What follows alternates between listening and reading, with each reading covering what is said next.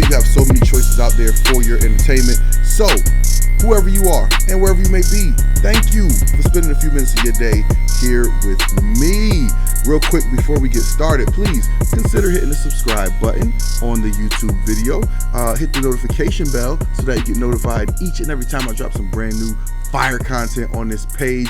And if nothing else, please hit the like button and drop a comment. Check in. Let me know where you are catching this video from. All right, let's get into it. This was a crazy week, a great week. So much wrestling content. It made your head spin if you were trying to keep up with all of it. And then this weekend was the Super Bowl.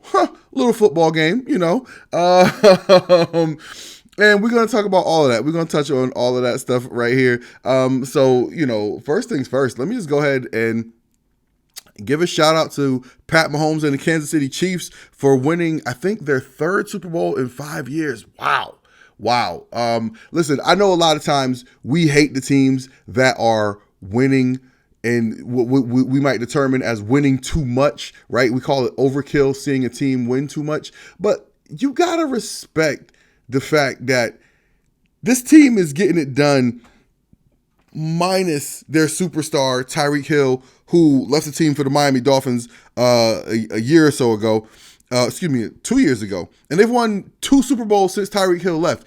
And that really just put the spotlight on how great of a player Patrick Mahomes is. Because Tyreek Hill, we've seen him in Miami, he's still doing Tyreek Hill things. He's still getting butt naked, wide open down the field, whenever he wants, catching the ball, making people miss, and scoring all the touchdowns. Okay, Tyreek Hill is still that dude. But Patrick Mahomes is also that dude. So Pat Mahomes has been able to continue to keep the Kansas City Chiefs at championship level without one of the best weapons in the NFL. And really, all that tells us is that Pat Mahomes is really the next coming of, dare I say it, Tom Brady.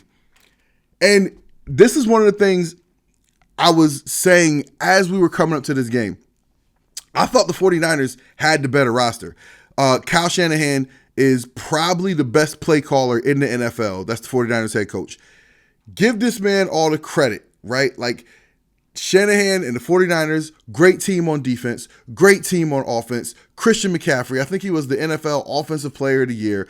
Brock Purdy, 7th round quarterback, still a good player, but they are getting the most out of that player in a way that probably no other NFL team could. Like, the 49ers are a legit Super Bowl championship quality team, but Pat Mahomes is on his Jordan stuff right now. And when I say he's on his Jordan stuff, what I'm talking about, one of the great marks of a truly great player that is having his era in a sport is you look at great teams that should have won a championship during their era and did not because of that man.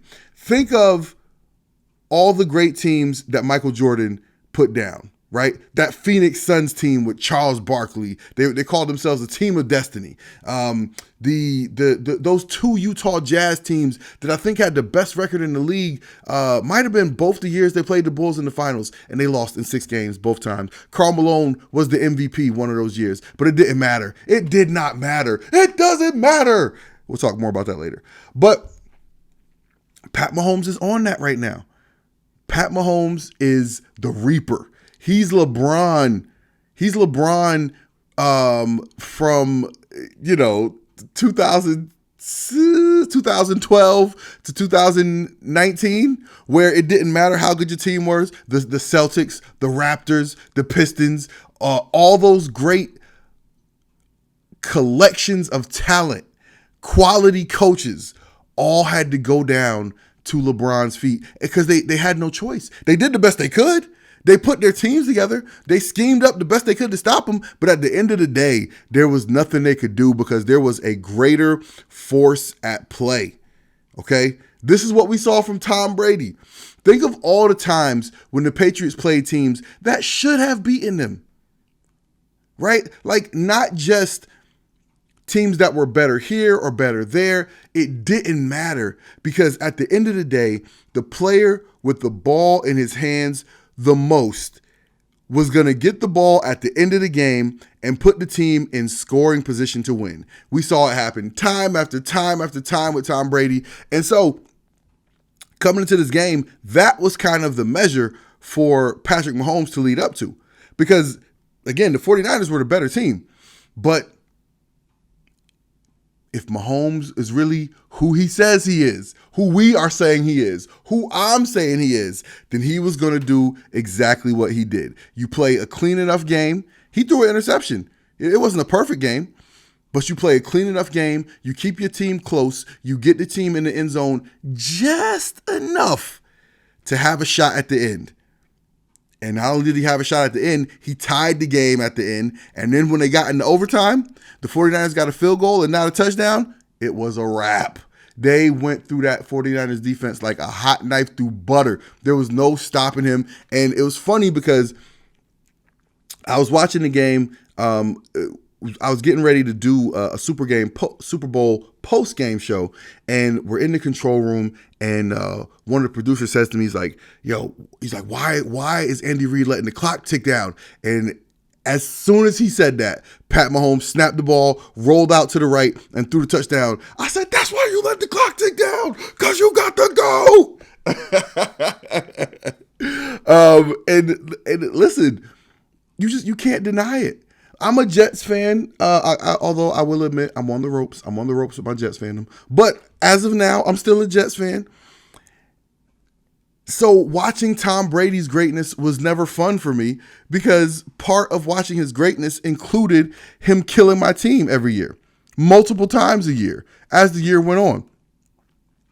But with Pat Mahomes, that's not the case. I get to watch this greatness from afar. And not only do I get to watch this greatness from afar, I got to tell you a little something coming into this game.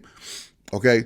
I was kind of neutral. I didn't really have a dog in the fight per se. Although I will say one of my typical go-tos whenever there's a football game on and I don't have a particular rooting interest, I root for the black coach or the black quarterback. Okay. Like it's an easy decision maker for me.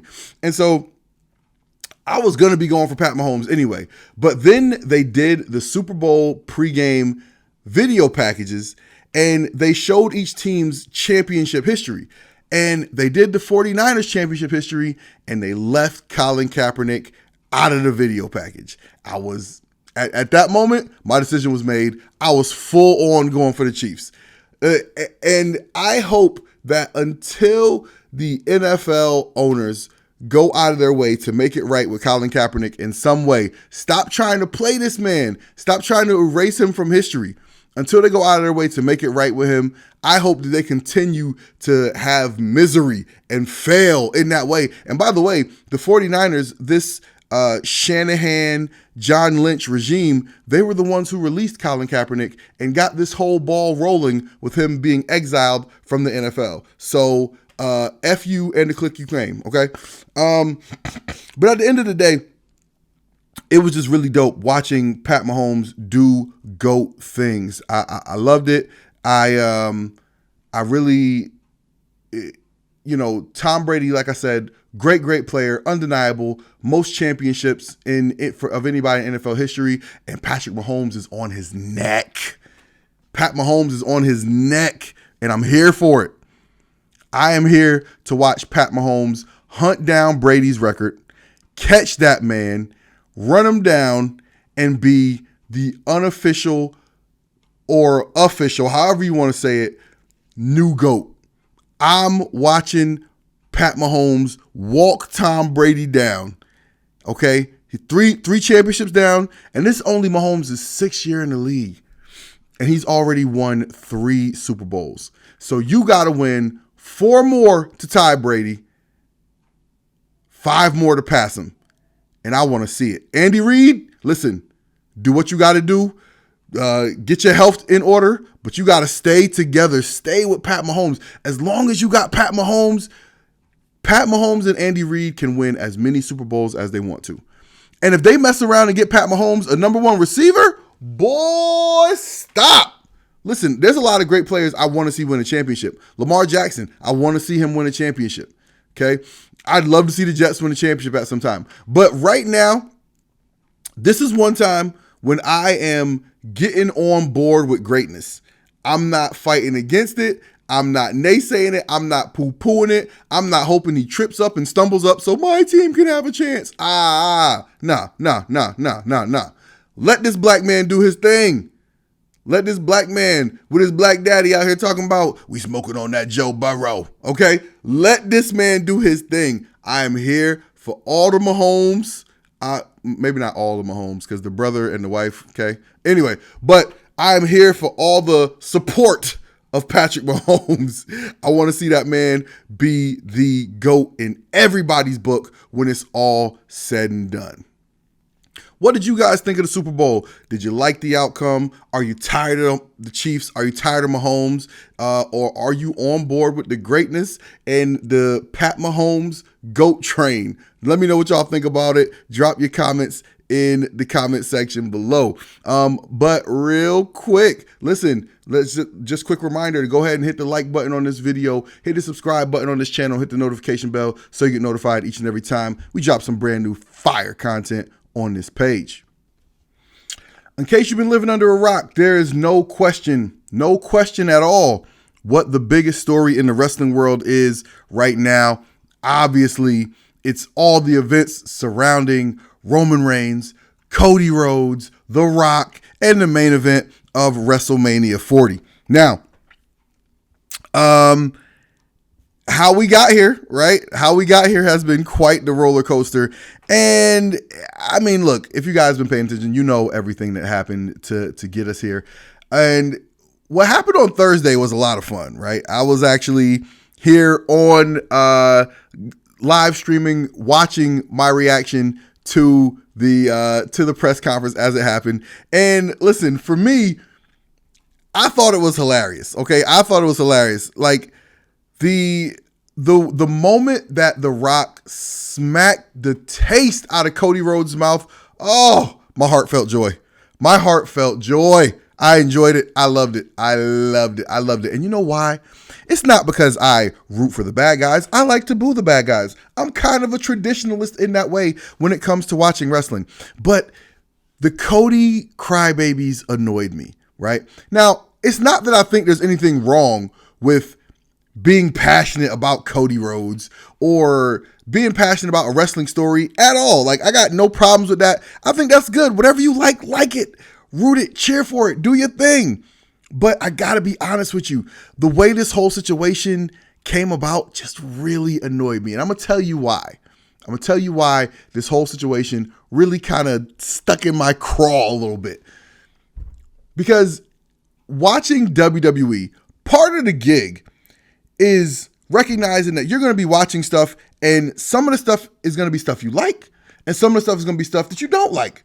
And the thing is, when something you don't like happens, you want to complain about it. We all complain about it, right? We all do it. We tweet about it. We post on Instagram about it. We talk our junk. We go to the shows and we boo people. We do all of that. So fans being unhappy with something that WWE has decided to do creatively is nothing new, right? It's nothing new at all.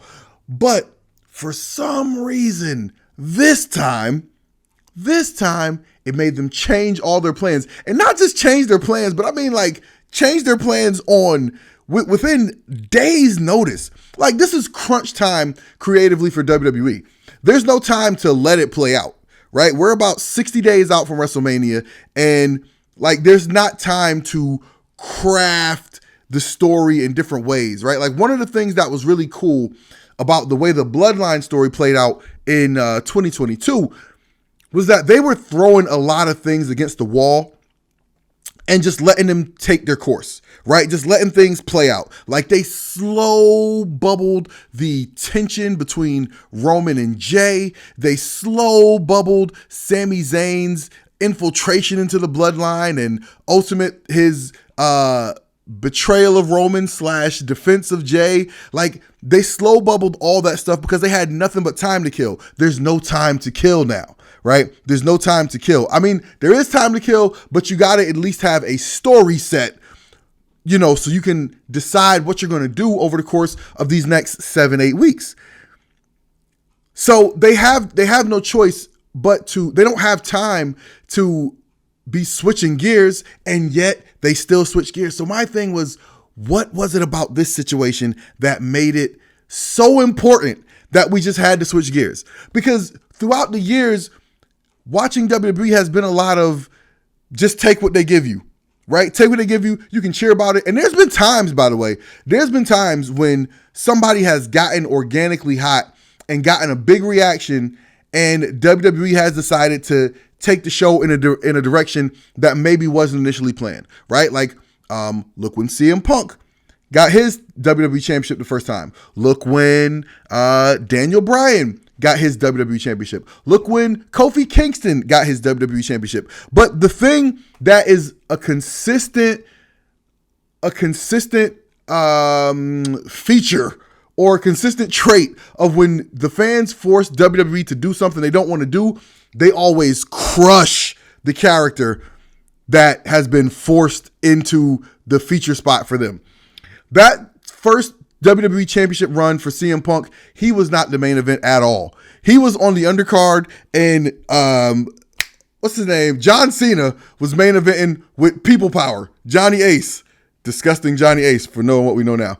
And Kofi Kingston gave him the WWE Championship for 6 months, didn't do a damn thing with him. Not a damn thing. And then had him have the most embarrassing loss any WWE Championship has probably ever had, right? Daniel Bryan, right? He had the yes movement, the great moment at WrestleMania 30. God, hard to believe that was like 10 years ago now, but here we are. And their plan for him was to have him get destroyed by Brock Lesnar at SummerSlam. That, Suplex City where he murdered John Cena, that was supposed to be Daniel Bryan. That was their plan for him had Daniel Bryan not gotten hurt and actually made it to that match. So WWE has not been the company to say, oh, this is what the fans want, let's just give it to them, right? So my question is, why? Why now? What is so important about the fan support of Cody that they decided we're going to wipe our ass with this Rock Roman main event? We're going to say, screw that. Like, so that little bit of it annoyed me. Is like, why are we giving in to these fans now? Like, again, I don't have a problem with the story. And I think actually what came out of it was actually good. So they decided to switch courses, right? And there was a lot of good that came of it. One, the joy that filled my heart when The Rock slapped the taste out of Cody Rhodes' mouth. Oh my God. Oh my God. Listen, y'all be joking out here about how Cody Rhodes is a civil rights activist, but the ancestors smiled down when The Rock brought those giant forefingers across Cody Rhodes' jaw. And there's pictures that caught the whole thing in slow motion, and you could see like the ripples going throughout Cody's face as The Rock connects. Oh my God. So I enjoyed that. I enjoyed that because that was from me to you, the Cody crybabies. I enjoyed that. Okay. But there was a lot of stuff that really looked cool. I think The Rock versus Roman was something that people have been fascinated by, but I think there's almost no chance that was going to be a good match. Like, let's be honest with ourselves. There's little to no chance that was going to be a good match. Putting Rock and Roman on the same team, that's cash money. That is cash money. The Rock and Roman together, now you can really dive into this whole bloodline story, right?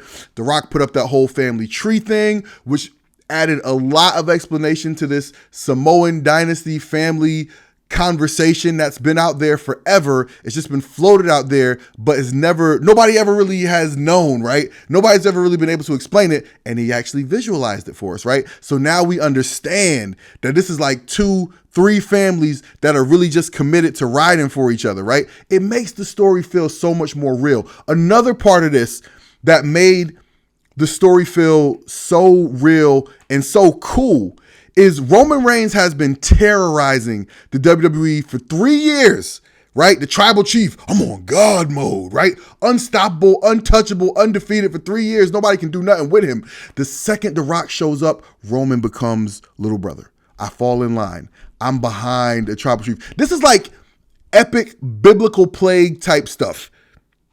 Right? Like, no matter how bad you thought that last plague was, You don't want what's coming next. And the visual of that was like jarring. Again, you got Roman Reigns, right? Roman Reigns, who's out here just destroying everything in his path. And instantly, he stands next to The Rock and he's a level down. I mean, like, the possibilities for what can be done here from a storytelling standpoint, I think are endless. And I think having Rock and Roman as a tag, to me, way more possibilities of what you can do in a match there. So what do I think is going to actually happen? I think if you ask me today to put money on what I think is going to happen from a storyline standpoint, I say I can't freaking tell you, because they changed the pathway, 10 times in the last 2 weeks. So who really knows? But what I think would be cool, if they do something where Rock and Roman are together, this unified bloodline, and Roman loses the title to Cody at WrestleMania, and then Rock starts giving Roman the cold shoulder. Now Rock starts treating Roman the way Roman has treated Jay. Now we got something here. So now Roman has to prove himself to The Rock, who we saw in that graphic is actually a high chief within the family, within the culture, right? And again, to me, I think that's like the really dope part of it, is you add the element of reality into the storyline part, right? And now it makes it feel a little more real. It makes it feel a little more the story part of it makes sense. It makes sense why Roman would fall in line behind The Rock. And so where do they go next, right? I mean, if you have Roman losing the title, now he's got to go on a quest to try to get the title back. And then if he repeatedly fails, now The Rock is going to give Roman the cold shoulder. He's going to treat Roman like the little brother. He's going to treat Roman like the disgraced member of the bloodline who's not doing his part to hold up the name of the bloodline, the family name. And I think that's where you get a compelling story for Rock versus Roman, maybe at next year's WrestleMania. I think that's a way to do it. Because to be honest, doing Rock versus Roman at this year's WrestleMania, not only were you not going to get a good match, there's almost no way you were going to truly get a compelling story. I saw a lot of people really trying to fill in these gaps on their own. Like, oh, this is the bloodline, Rock's coming for this and that. And like, okay, yeah, you can kind of fill in a lot of those gaps on your own, but I don't want to have to fill in those gaps in story myself. As a fan, I want you to tell me the story. I want the storyteller to tell me the story. Don't let me assume why the dynamic is this way. Show it to me. Make it make sense. And they got an opportunity to do that. So I do think that we're going to get something fun with The Rock and Roman going forward. And I think really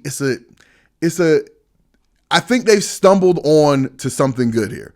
I think they've stumbled on to the opportunity to do something really good and really fun with Roman and Cody and Rock that they didn't intend. Now, the odd man out here is Seth Rollins. Right now, we know that Seth Rollins is going to be defending his title at WrestleMania versus the winner of the Elimination Chamber. It's probably going to be Drew McIntyre. But Seth Rollins had no business on that stage at the WrestleMania 40 kickoff because all they did was little bro him to death. They made Seth Rollins look like the biggest cornball ever. After Roman Reigns crapped all over Seth Rollins, crapped all over that World Heavyweight Championship, Seth Rollins should have went and sat down somewhere. He should have went and sat down somewhere and reevaluated his character, reevaluated his approach, because by coming out there during that kickoff event, all you did was re-emphasize how you are not as important of a character in any way as the other three people that press conference centered around. And that's a real bad look for Seth Rollins. I'm a fan of Seth Rollins. I think he's one of, if not the best wrestler in the world. But his star is shrinking right now. He is cooling the F off. And he needs to find a way to look in the mirror and find a way to make himself hot again. Because right now, I want to see that World Heavyweight title come off of Seth Rollins. Because he's not doing that title no favors. That title is on the ice cold dude who gets little brothered every time Roman Reigns is standing next to him. Imagine that. You get little broed next to Roman Reigns. You get little broed next to Cody Rhodes. And then both of them dudes get little broed by The Rock. All that does is just push you farther and farther and farther down the list of importance. So one out of two things has to happen. Either they got to find a way to heat Seth Rollins back up, like for real, forget the song, like whatever. I mean, Seth, you got to find something that grabs people and connects with people and gets them genuinely interested and excited to see you every time you come on that camera. Or they got to take that title off Seth Rollins. They got to take that title off of Seth Rollins and put it on somebody who feels like more of a star. Because right now, they're making Seth Rollins feel like the little kid who gets picked last at dodgeball. Listen, if you guys are enjoying the content, thank you guys so much for sticking around. Please hit that like button on the video. Hit the subscribe button on the page. Hit the notification bell so you get notified each and every time I drop some brand new fire content on this page. And as always, the best thing you can do if you want to help out the show is share the content. Tell a friend to tell a friend. Let's bring more people into the conversation. Okay, let's talk TNA. Big news came down from TNA last week. It was shocking, surprising to say the least. The news was that Scott D'Amore was fired from TNA as the president, and he's being replaced by Anthony Ciccone. And I did some digging. Like, if you guys pay attention to my content, then you'll see that I don't usually do instant reactions to stuff. I usually take my time and sit and wait when there's a news story. I don't want to be first, right? I want to be accurate. I want to take time to see what else comes out after the initial headline. It's very easy to react to the initial headline. You're emotional. The story is fresh. There's a ton of conversation about it. And for the sake of getting traffic on your podcast or your videos, that's the best time to throw some content out there is instant reaction, because people are hungry, thirsty. It's top of mind, and they're looking for content on a particular subject. But one thing I like to do is I like to see how it's going to play out at least a little bit. I like to let the dust settle just a little bit so that we're not overreacting to something that is just an incomplete thought, right? An incomplete story. So I took a little time, right? I did some digging. I asked some people who I know are plugged in over at TNA, and some of the people were responsive. Some of the people were not, but it's okay, because I just wanted to see what information was out there that I could, bring to you guys, digest, and try and decipher for you. And a lot of people instantly reacted, this must be some sort of scandal. And it's understandable why people would think that. I mean, Vince McMahon just had a huge scandal. There was a scandal at, I believe it was Stardom, with the person who runs that organization, poaching talent to start off his own organization. There's been a lot of stuff going on, right? So I can totally understand why people were looking for stuff. And we all know that Scott D'Amore is openly in a relationship with Giselle Shaw. And in most companies I've ever worked for, there are, it's frowned upon at minimum, completely discouraged at worst, or forbidden for management to date subordinates, right? And everyone knows that Scott D'Amore and Giselle Shaw are in a relationship. And so I think some people thought that there could have been some hesitation on the part of the company to have that going on under their watch. And it's understandable, right? Because even though, the relationship may be consensual between two parties, this may be a committed monogamous relationship, not just, hooking up from time to time. There still could be the chance that one of the people in the relationship could cry foul.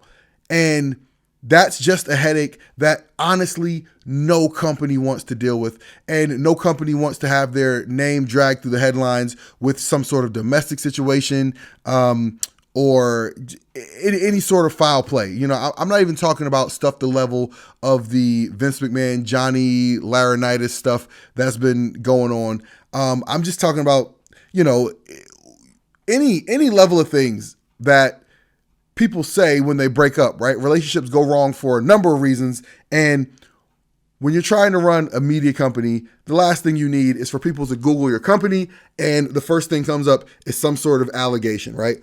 But there is absolutely no indication that had anything to do with Scott D'Amore being let go. From everything I've read, from everybody I've talked to, from everything I've listened to, this was just a business move.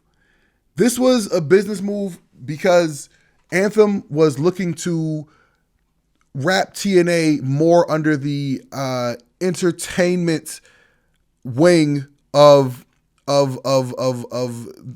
Anthem Sports and not have TNA be its own separate company. And if you do that, then, some jobs become redundant, right? If TNA was running as its own separate entity, then you have Scott D'Amore as the overall head who's going to run everything TNA related. But if you're Anthem and you're like, well, I think this guy can basically do this job, there's no reason we need two of these guys, then, you get rid of somebody. Now, in my opinion, that's still dirty business. That's still dirty business because this is a brand, a company that no one wanted, right? Like, no one wanted, nobody was out here clamoring to be in charge of TNA. Nobody was looking for this property, right? I've said it before, I'll say it again. TNA was the most damaged brand name in all of entertainment. They had no choice but to change the name to Impact Wrestling or to anything else, because that TNA brand name was so damaged.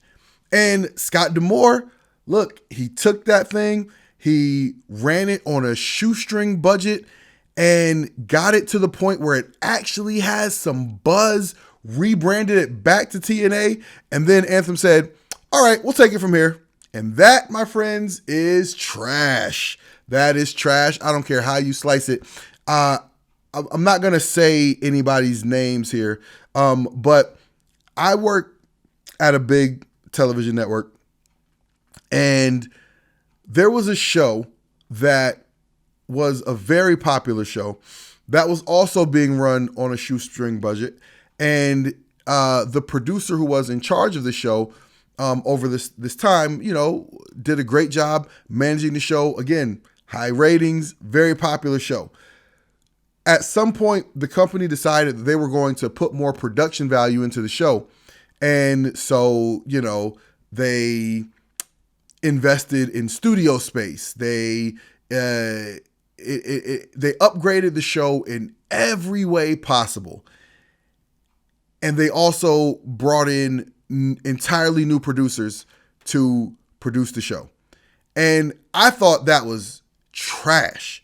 Like, you got this one producer who is, producing the show and, taking it from wherever it was to wherever it ascended to the point that made you want to look at it as something that could be invested in. And when you decide to make an investment in the show, you won't even offer to allow the person who's gotten it to this point to continue to do that. So I've seen this done to people in the entertainment business, in the television business, and yeah, I mean, it's trash, right? Like, from afar, right? Like, this is to me, that's dirty business. Now, Scott D'Amore was not surprised by this. He had known that this move or something like this move was coming. Apparently, he made an offer to try and buy TNA outright, but Anthem refused, and they just moved ahead with, whatever the reordering or restructuring, however they want to call it, and he was out. This took talent and fans by surprise, and there was a lot of negative feedback. We saw, different talent tweeting pictures of, their times with Scott D'Amore, their memories. Moose, the current TNA World Champion, he was trained by Scott D'Amore, and he said on several podcasts, several times, if there's no Scott D'Amore, there's no Moose. It reminds me of the speech that Scott D'Amore gave after the Will Ospreay Josh Alexander match in Las Vegas. And there was a line in that match a line in that speech where Scott D'Amore says something to the effect of, if I drop dead tonight, I know I got to see this thing come back to life, or something like that. And it reminded me so much of Cody Rhodes' final promo in AEW. I remember watching that promo that Cody Rhodes did, and I had no idea what was coming. I don't think most people did, but he definitely seemed to be getting some stuff off his chest. He even started it by saying, I don't know if I'm going to get the chance to do this again, so what do you want to talk about, right? And then he let the Young Bucks have it in a not so subtle way. And he kind of hinted at some divisions in the grand vision for the direction of AEW. And again, none of us really knew what was coming, but as it all played out over the next couple of months, it all made sense. And that's kind of where we are with this Scott D'Amore thing, right? Again, we know now that he wasn't caught off guard. He wasn't surprised by this firing. And so Hard to Kill was probably his magnum opus, right? Like, it was his greatest work. It was his masterpiece. It was the fruition of a project that he took on back in 2018, and he did it. He repaired the brand. He brought it back to life. And he accomplished that mission. But here's the thing. I think what's happening here. Let's do this. Why do you think they decided to make this move? Again, I think it was simply a business move, right? I think it was simply a business move. They have this guy, Anthony Chacon, and they believe in him as a business executive. They think he's somebody who can, run TNA from top to bottom. And by the way, listen, if you have a sense of how to problem solve, you can run a business, right? You can look at the strengths, weaknesses, objectives, and something else. But there's something called like a SWOT analysis that you do. And you can figure out, what are your problems? What do you need to do to solve those problems? You can run a business, right? If you're a smart business person. And obviously they believe that that's who this guy is. And I think also there's a little bit of,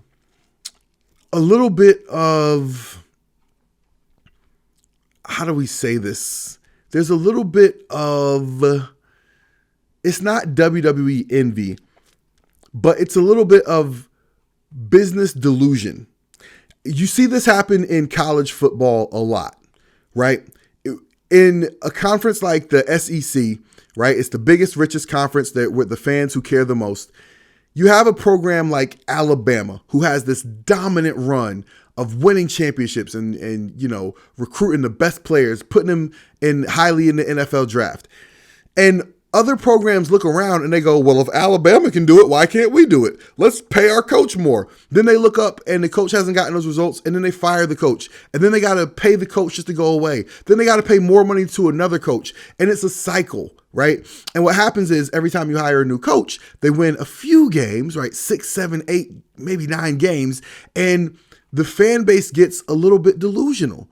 about how good they can be. And then they put the achievement standards out of whack with the commitment level to achieving those standards for that particular program. And I think that a lot of that is kind of what we're seeing right here, right? Scott D'Amore put his blood, sweat, and tears, his heart, his time into reviving TNA, getting it some buzz, and making it a viable player in the wrestling world. And I think that the Anthem people looked at that and they're like, well, why can't we do better? So, throughout the pandemic, everybody went down to no fans at wrestling shows for their tapings. And I remember I was doing the Cool Factor with BQ at the time. And I remember saying that, as bad as empty arena wrestling is, the playing field felt more level, at least for a little while.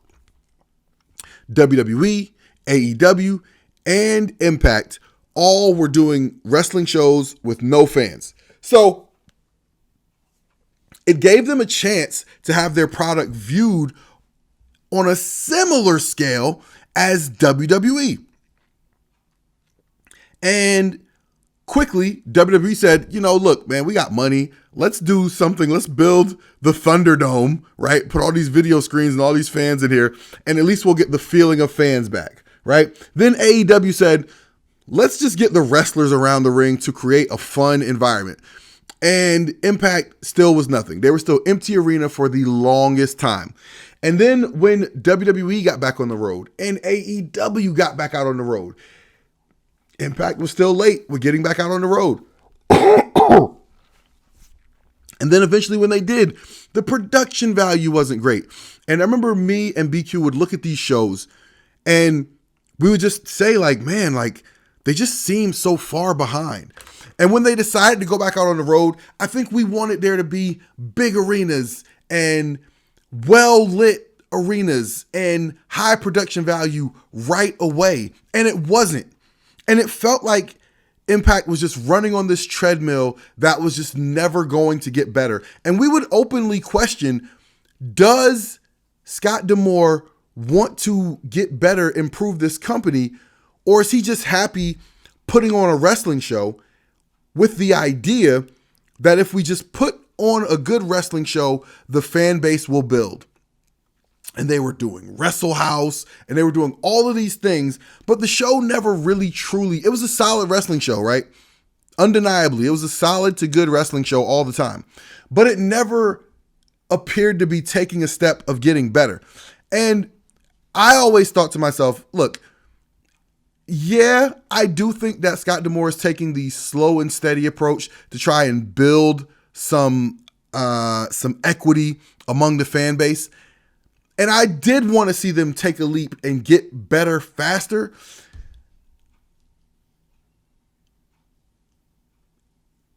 But I also thought it was clear that he didn't have the resources to just do that. He didn't have the resources to just have, I'm sure he would like to have, camera crews out documenting all the wrestlers' marketing moves. I'm sure he'd like to have, a high quality staff for post-production and a high quality game day staff, event staff, a dedicated director and camera guy and all of this stuff, people that know the product, and all those things serve to make the product look so much better. They didn't have those things, right? He didn't have those things. So yeah, the show lacked a lot in production value, right? But Scott D'Amore put his heart and soul into building this product up. And I think a lot of fans really related to that, right?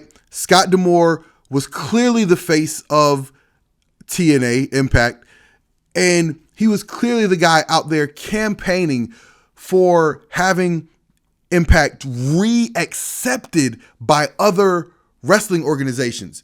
Tony Khan likes to take credit for the Forbidden Door thing. I give that credit to Scott D'Amore.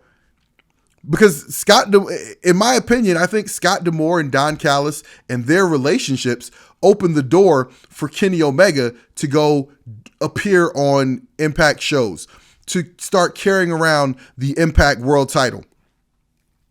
I credit Scott D'Amore with that. Scott D'Amore repaired the relationship with New Japan that had Bullet Club appearing back on Impact shows with Bullet Club merchandise. Right? That was a thing. It was like banned because Bullet Club, like the intellectual property, is property of New Japan. And so they weren't allowed to wear that stuff on US television. But Scott D'Amore was able to repair those relationships to the point where that stuff started happening. If it wasn't for Scott D'Amore, I don't know that there would be any Forbidden Door. Because when the Young Bucks and all those guys left New Japan to come start AEW, they left on bad terms. That was Scott D'Amore who got those relationships, built those bridges, and created the opportunity for the New Japan AEW relationship to get repaired. So Scott D'Amore did a lot, and he was obviously the face of it.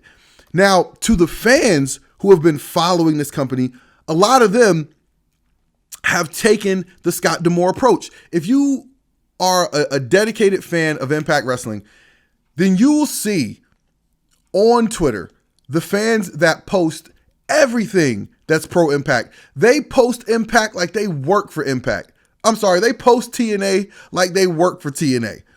They post every match graphic, every show announcement, every live event announcement. These fans are so dedicated to promoting the product, but this is the standard that's set by Scott D'Amore. And let me tell you something. Wrestling companies need to have someone, a person, who takes the success of that company personally. Because when wrestling companies don't have someone who takes the success of that company personally, wrestling companies become corporate assets, and corporate assets go away when they lose money. And wrestling typically is a money loser. WWE is at an all-time peak for doing business right now.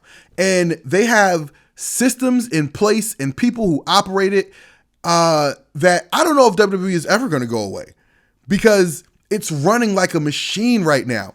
And it's been taken over by Endeavor's group. And Endeavor has its own systems in place.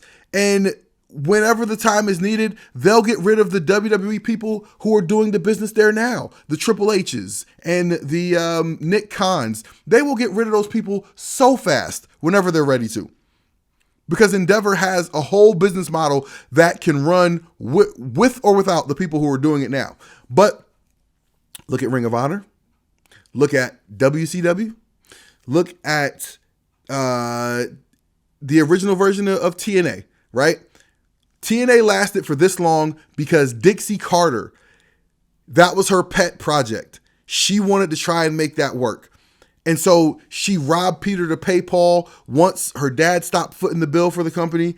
And she did everything she could to keep the company alive, keep it on television. Okay. Look at WWE back when it was WWF. And it was going through some really hard financial times in the 90s. If this was not Vince McMahon's personal life's work, there's a great chance WWF could have gone away. Because if something is losing money, bleeding money, corporations, they're not emotional about a balance sheet. They see something losing money, they get rid of it. So that brings me back to TNA. This move may have spelled the beginning of the end for TNA.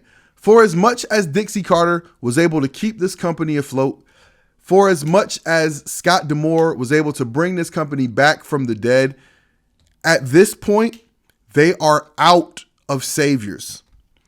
TNA no longer has somebody running it that has their personal success tied up in the success of this company. And so if TNA gets to a point where it's not turning a profit, not making money, they can't project the growth, it's going to go away. because at this point, TNA is just an asset of Anthem. It's no longer anyone's passion project. And I think that's bad news for TNA. I'm not going to lie. I think that's bad news for TNA, but it remains to be seen. Let me know what you guys think. Was this a bad move? Was this the death knell for TNA? Are they going to be able to come out of it? And I'll tell you another thing. This is going to test fans' loyalty. I mentioned before about the dedicated, faithful TNA fans who post everything and, fly around the country going to all the shows. This is going to test their loyalty because I think they felt a connection to Scott D'Amore and the work he was putting in to try and make this company go. And if that guy's gone, we're going to see, do you love the company or did you love what the company represented? Because again, at this point, is TNA still the little engine that could, or is it just another corporate asset? We shall see. All right. That's all we got for today. Thank you guys so much for tuning in.